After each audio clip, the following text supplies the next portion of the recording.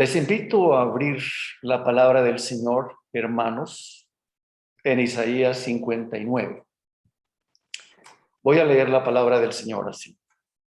La palabra del Señor no es corta para salvar, ni es corto su oído para oír.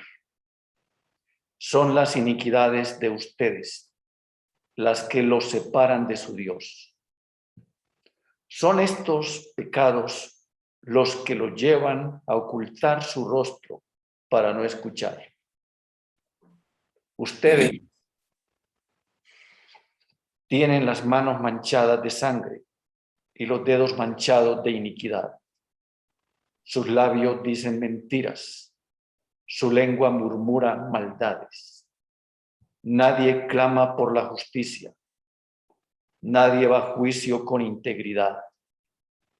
Se confía en argumentos sin sentido y se mienten unos a otros.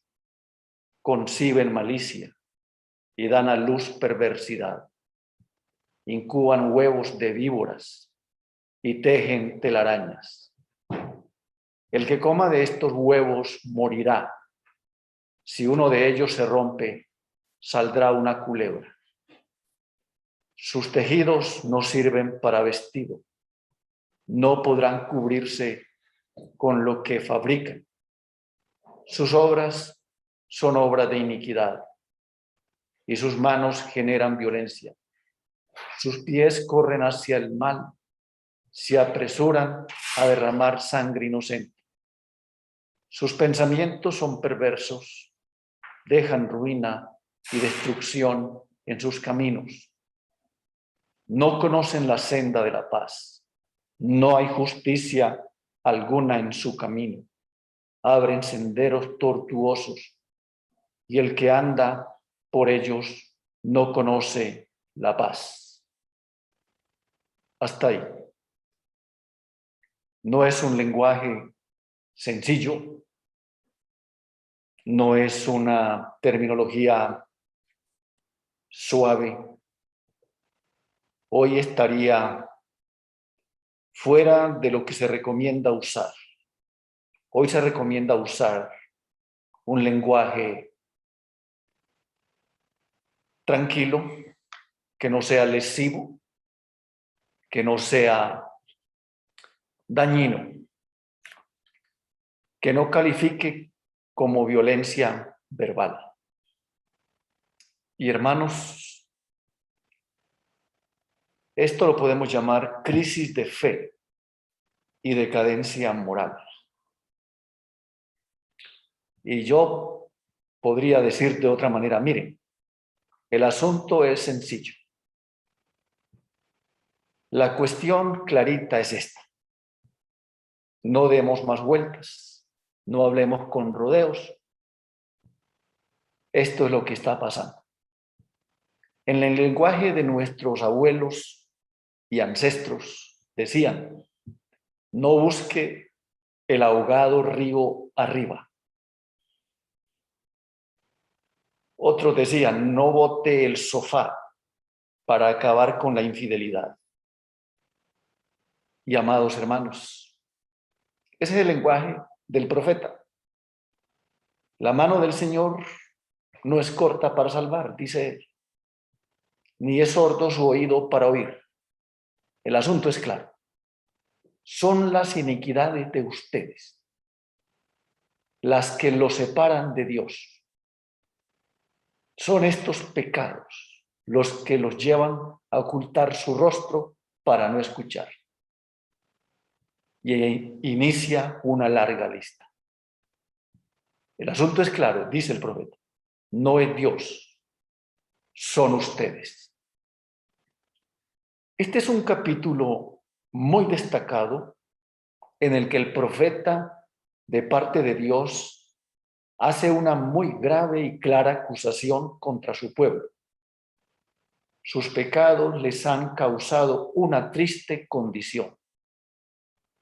La religión se había convertido en una fachada para encubrir su maldad, razón por la cual Dios se negó a escucharlos y les aclara el asunto en cuestión. Dios no tiene problemas para escucharnos. El problema radica en ustedes.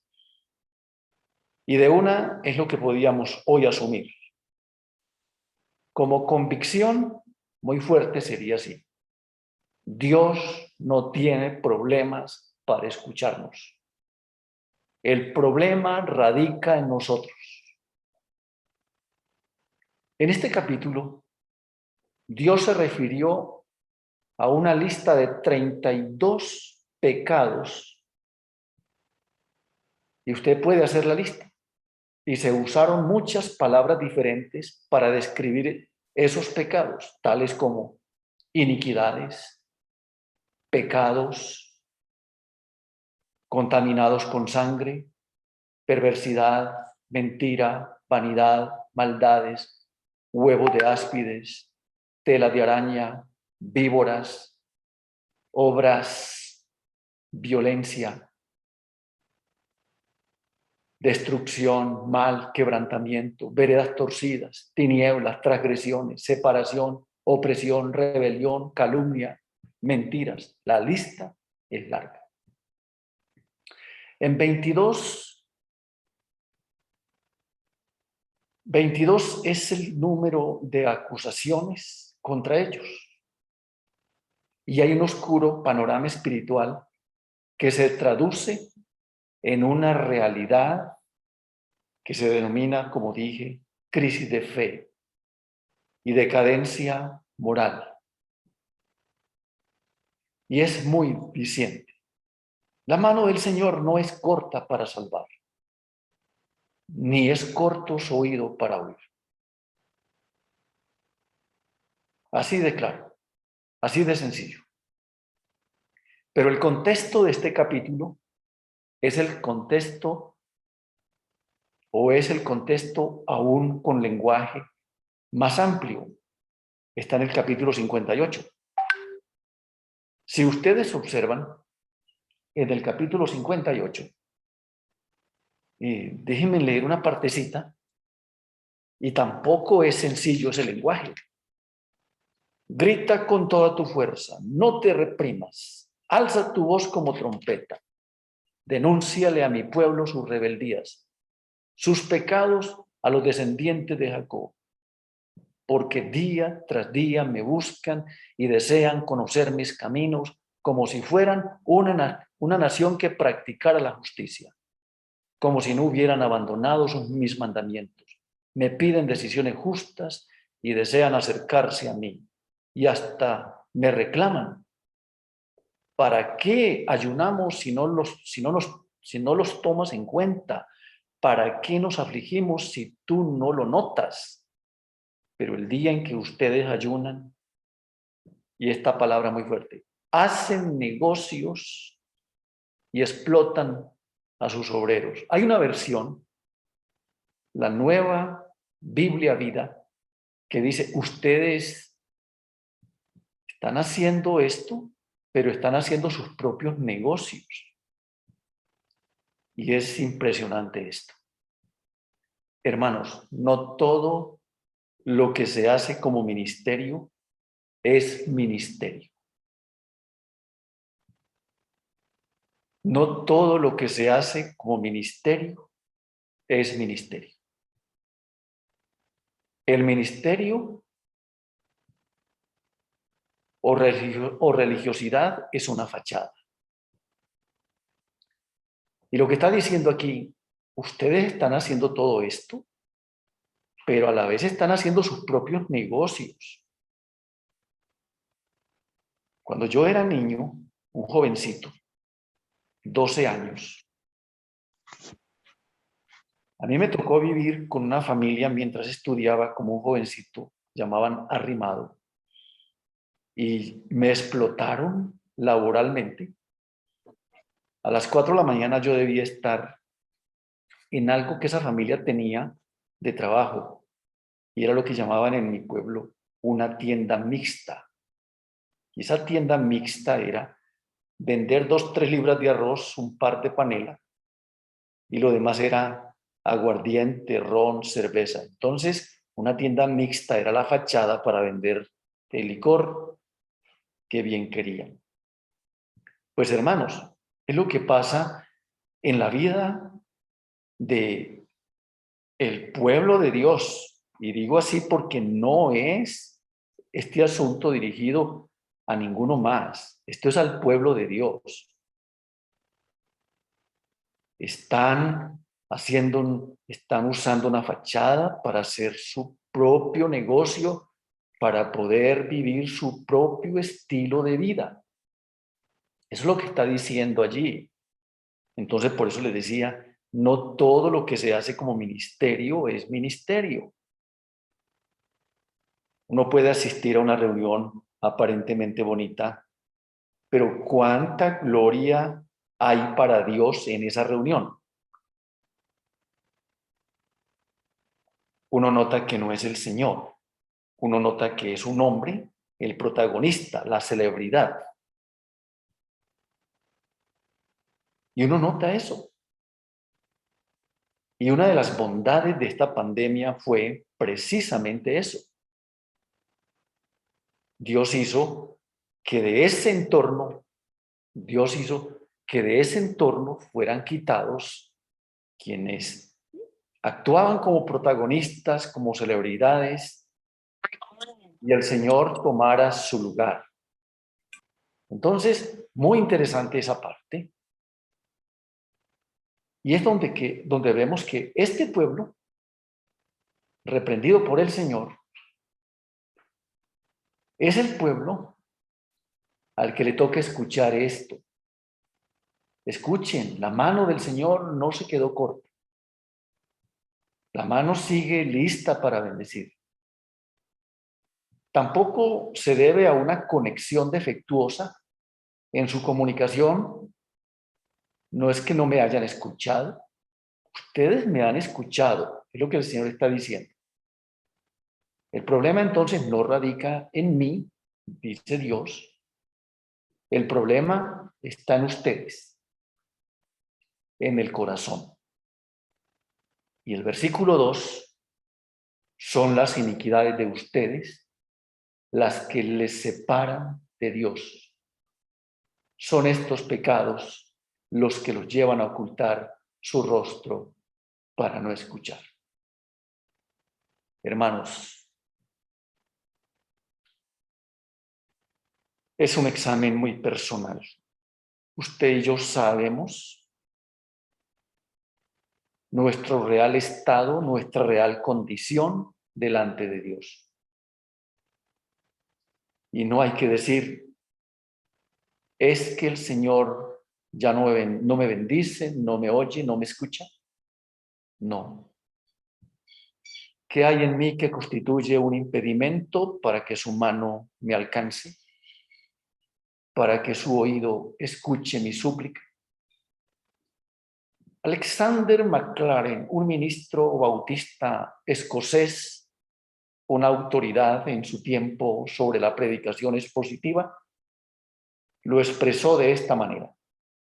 No se debe a que Dios sea grande y yo pequeño, ni a que Él viva para siempre y mi vida no sea nada más que un suspiro, ni la diferencia que existe entre su omnisciencia y mi ignorancia, y entre su fuerza y mi debilidad, que yo esté separado de Él. Aquí dice claramente, el asunto no es que Él es todopoderoso y que yo no lo sea. No, no. Dios no utiliza ese argumento, dice este hombre. Dios no dice, y aunque eso fuera verdad, y aunque eso es verdad, y Él es todopoderoso y nosotros somos pequeños, somos muy limitados. No, no, no, Él no apela a eso. Él no apela a lo que es real. Son las iniquidades lo que establece el muro, la barrera entre Él y nosotros. Es eso. Entonces hay tres grandes verdades para reflexionar. El primero es que es el pecado de una persona, pueblo y nación lo que impide que Dios obre. el pecado de una persona, pueblo y nación lo que impide que Dios obre. Hermanos, debo decirles algo. Muchos entre nosotros están convencidos que nuestra tarea es cambiar a Colombia. Y los hermanos que están en otro país, en ese caso, cambiar su país. No. Nuestra tarea es ser sal y luz. No es cambiar a Colombia. No es cambiar nuestro país. No es eso. El problema radica en que no hemos sido sal cuando debemos serlo. No hemos sido luz cuando debemos serlo. El segundo aspecto o la segunda verdad es la culpa o responsabilidad no es de Dios. Él siempre está listo para actuar.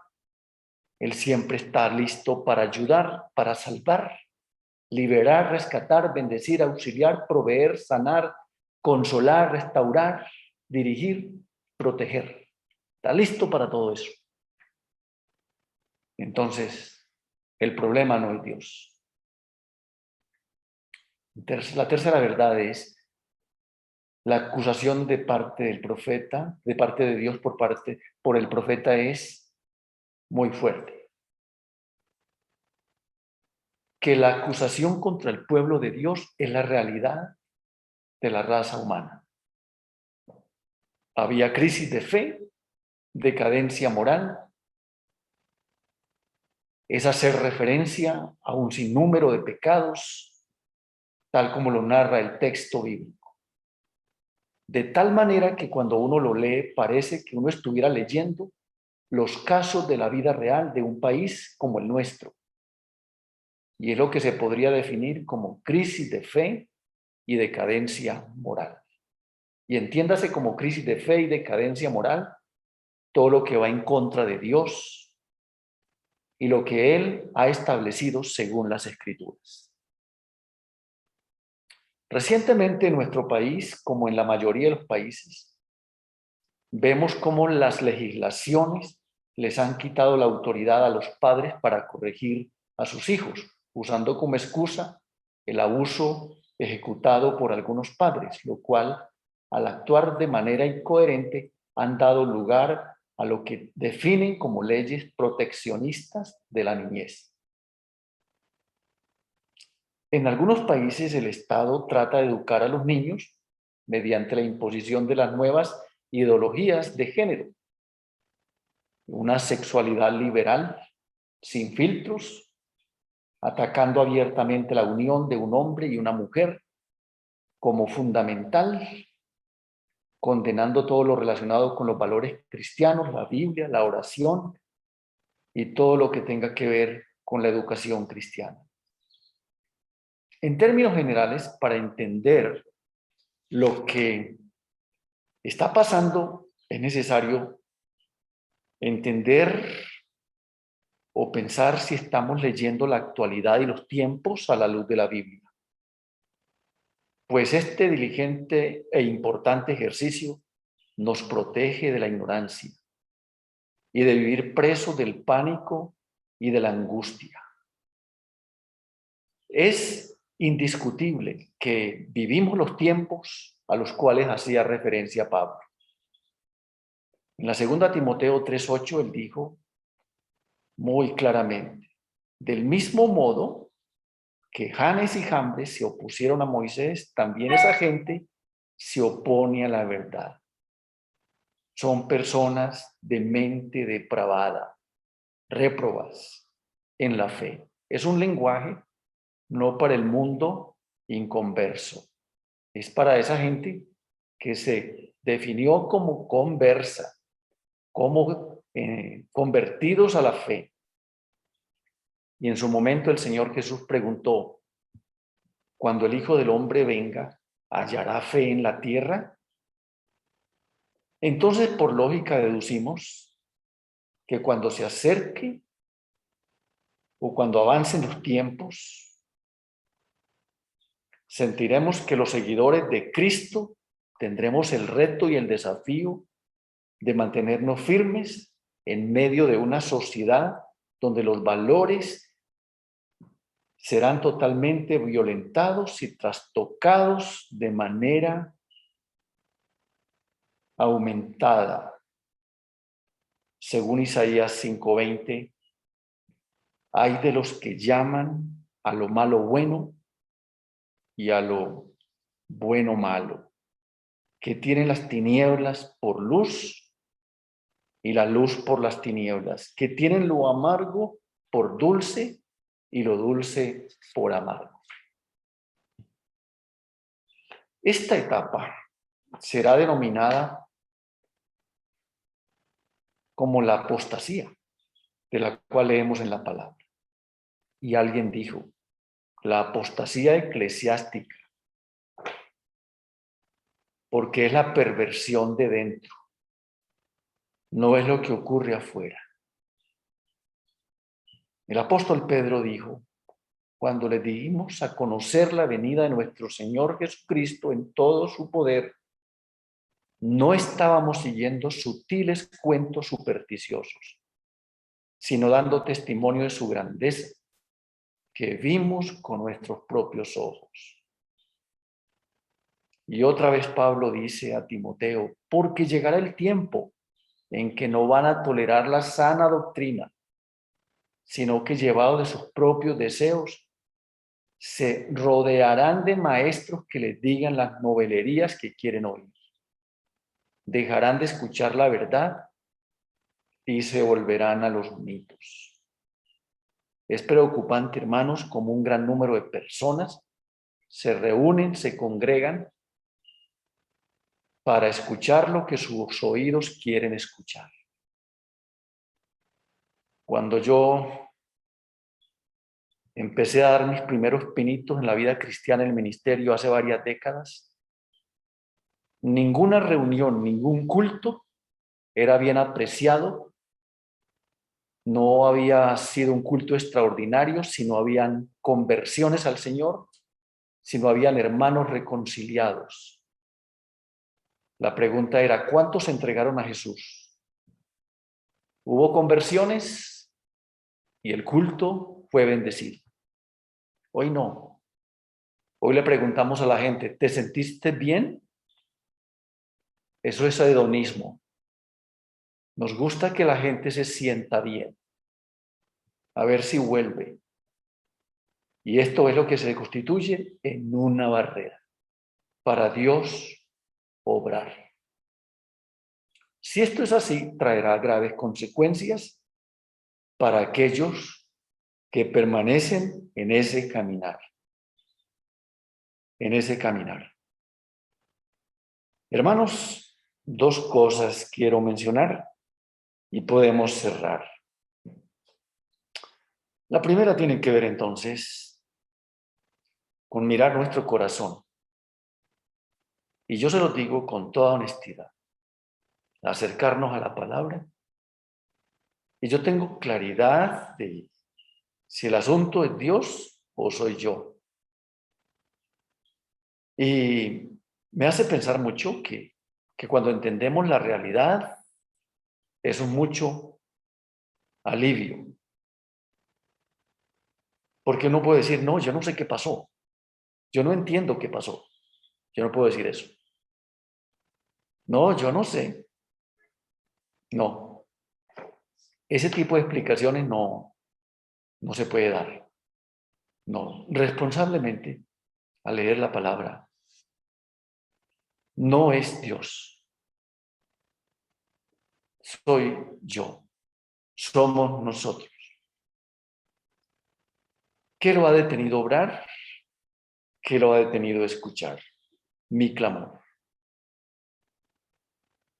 Y esa crisis de fe y esa situación compleja, entonces, trae como consecuencia que el pueblo del Señor no cumpla el propósito por el cual fue llevado o fue puesto en la tierra. Y la otra es, aquí estamos pastores, líderes, ministros, y tenemos, hermanos, esa enorme responsabilidad. Usted y yo representamos mucha gente. Y por eso las palabras de Lutero eran contundentes. Es necesario predicarnos el evangelio todos los días. Yo soy consciente que peco todos los días. ¿Qué tan consciente soy si predico el evangelio a mi vida todos los días? Necesitamos esto. Necesitamos que el Señor cada día nos confronte. Y es muy grave cuando ya no sentimos que nos confronta. Cuando usted y yo nos sentimos confrontados, es lo que se constituye en máxima presión para abandonar el pecado. Usted y yo sabemos nuestra real situación. Los animo a considerar. Lo otro es una acción como esta requiere inmediata respuesta. Aquí no hay chance para decir, déjeme pensarlo. Déjeme, yo lo medito. No, no hay chance de que haya un momento de espera. Y termino con el versículo 9 para validar lo anterior. Por eso el derecho está lejos de nosotros y la justicia queda fuera de nuestro alcance. Entonces, una explicación muy clara a lo que está sucediendo, a lo que está ocurriendo. Hermanos, que el Señor nos ayude, que el Señor nos guíe, para que nuestro andar, nuestro corresponderle a Él, no caiga en la tranquilidad ficticia, en la falsa forma de relajarnos.